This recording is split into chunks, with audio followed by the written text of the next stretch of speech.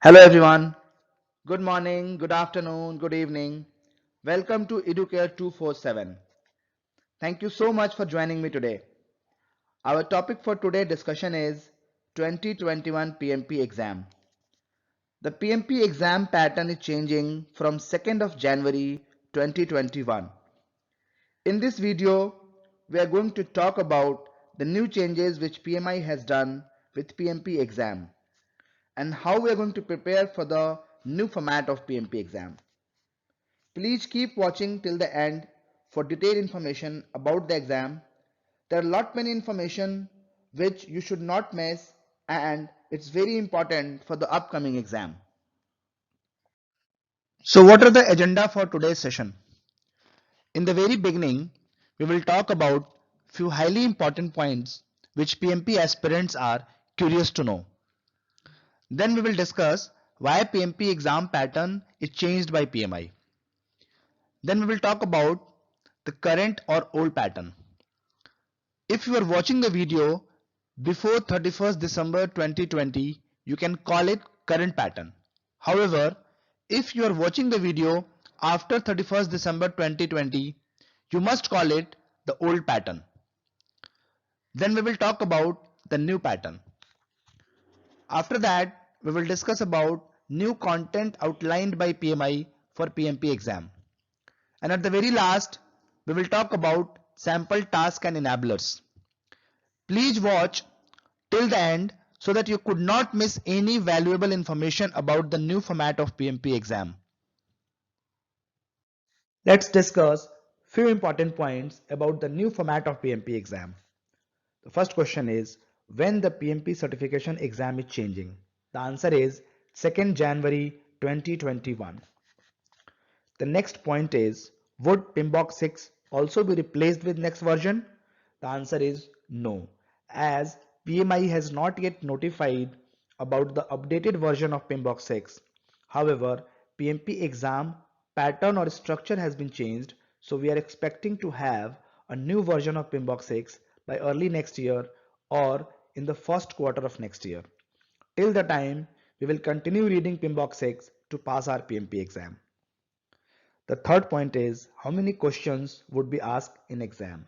Earlier, PMI used to ask 200 questions in the exam. Now, the number has been reduced by 20 and total number of questions is 180. 175 questions were considered to score in the PMP exam. These numbers remain same in the new format of PMP exam. The fourth question is what would be duration of the exam? Earlier, the duration of the exam was 240 minutes. It has been reduced by 10 minutes. So for 180 questions, it's now 230 minutes. What would be the type of questions? The type of questions would be multiple choice questions, multiple matching responses, and some fill up the blanks. The last question is what would be the books the one should refer? We will discuss about it, which I followed while preparing and pass my PMP exam in very first attempt.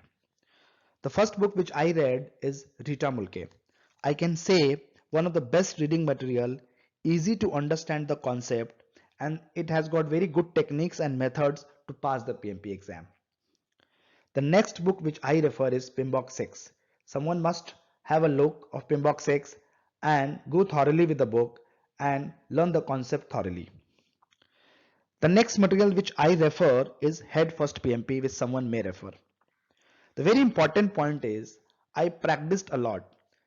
So you also have to practice a lot many MCQs. You have to sit for the test simulator to test your sitting ability for 4 hours. It's now 230 minutes. So you have to go and you have to write various test simulator before writing the actual PMP exam. Now the PMP pattern has been changed and PMI has included agile and hybrid life cycle also in the exam structure. So you must go through the agile practice guide which is published by PMI for the upcoming or for the new format of PMP exam. Now let's discuss why PMP exam pattern is changed by PMI. The very first reason is due to dynamic role of project professionals across the business domain. With time, I can say the project manager role has been evolved and it's more dynamic in nature. It's more agile and it should be truly aligned with the changing business environment. Though PMI conduct the study every 3 to 5 years, this year also PMI conducted a global practice analysis market research study which produced numerous trends. These trends were used as inputs and ensure the validity and relevance of the PMP exam, which also ensures the specific skills and knowledge required to function as a project management practitioner.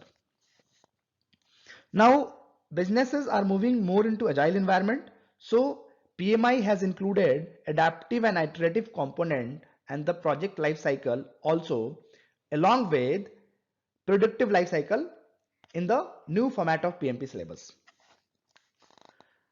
Now, the third point is to address the challenges in complex business environment, people should act as enablers. They should be cross-functional and they should be highly skilled with full efficiency.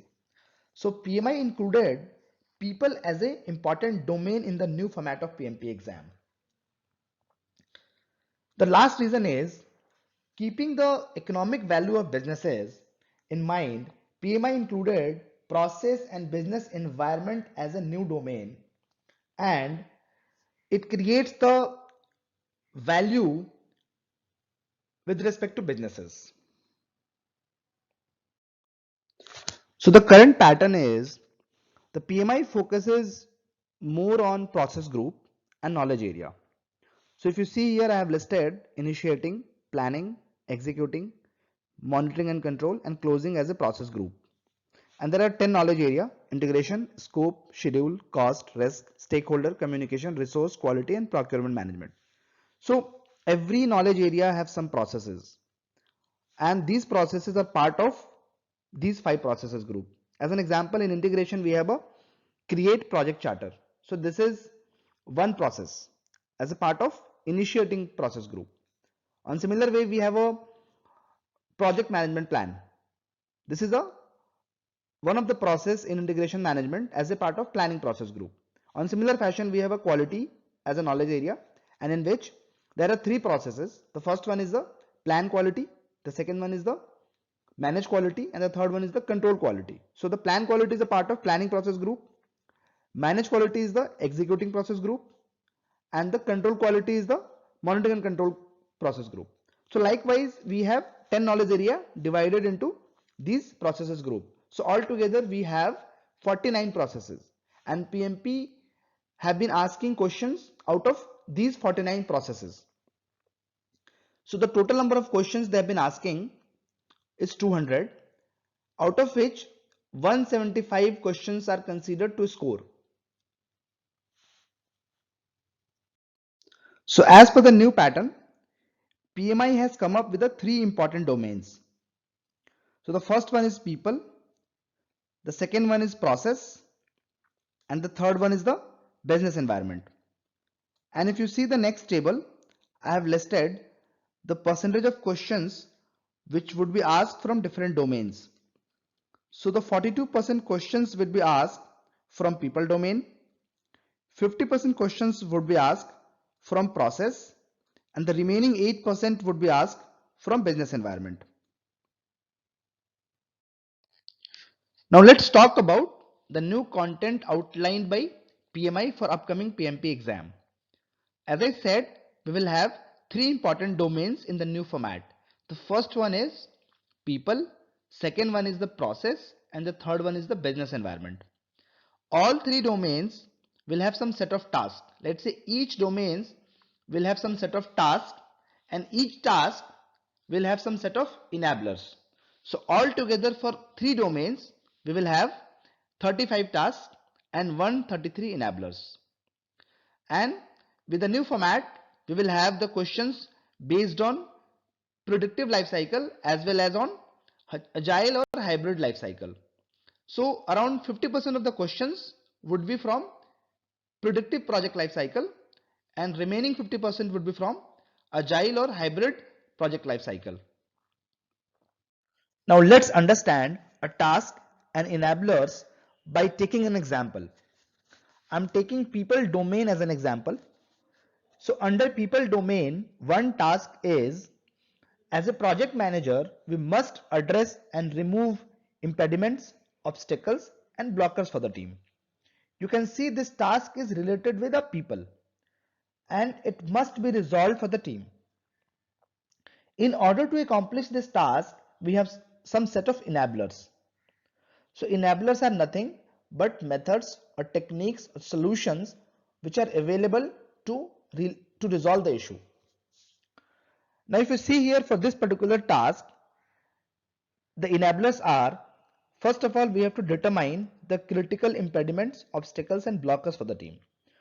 If you already have determined, then we have to prioritize the critical impediments, obstacles and blockers for the team.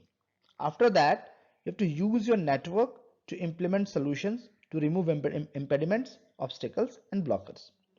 Then you have to reassess continually to ensure impediments, obstacles and blockers for the team are being addressed.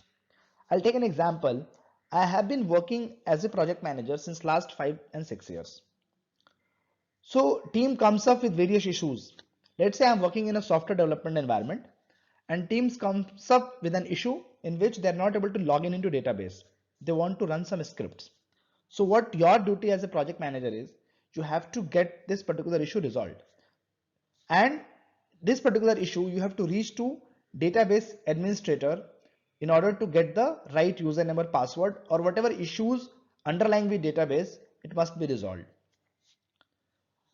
That's all for today's session. Now we will jump to the next slide and we will see how Educare 247 help in passing the PMP exam. How Educare 247 can help in passing the PMP exam. First of all, you can note down my email ID and mobile number and reach anytime if you need any assistance. Also, we will be providing you a very high quality MCQs and test simulator as per the new exam format. Keep watching our upcoming videos for further updates. You can also connect with us on LinkedIn and Telegram. Keep learning and all the very best for your upcoming PMP exam.